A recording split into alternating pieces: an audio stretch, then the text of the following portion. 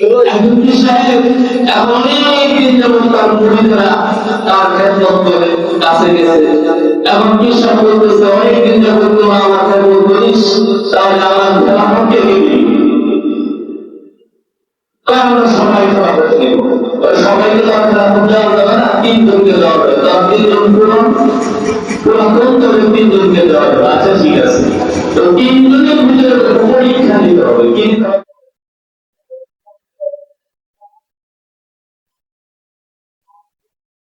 তিনটা মোড়ক দিছে, কি মোড়ক দিছে বলতেছে, এই তিনটা মুরগি এমন জায়গায় নিয়ে জমা করবে যে জায়গায় কেউ দেখে না, যে জায়গার ভিতরে কেউ দেখতে পায় না, এমন এক জায়গার ভিতরে যায় সেটা জবাই করে নিয়ে আয়।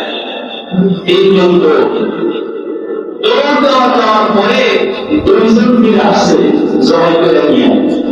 একজন যেমনি দিছিল অমনি একজন হিসাব লিখে দিতেছে, বলতেছে কি ব্যাপার, দুইজন জবাই করলে একজন করলেন, কারণটা কি?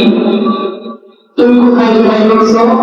ভাই আমি তো ঘরের ভিতরে যাই না, দরজা একেবারে লক করে দিয়ে ঘরের ভিতরে জবাই করছি, কেউ দেখতে পায় নাই।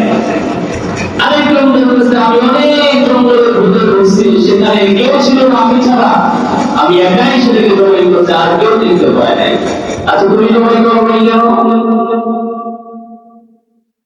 মুরিদ বলতেছেন, পীর সাহেব আপনি যখন আমাকে এই মুরগিটি দিয়েছেন জবাই করার জন্য, আমি যখন জবাই করার জন্য ঘরের ভিতরে ঢুকেছি, সেখানে জবাই করবো, এমন সময় তাকায় দেখি দুনিয়ার কেউ দেখতে পায় না, আমার আল্লাহ দেখতেছে।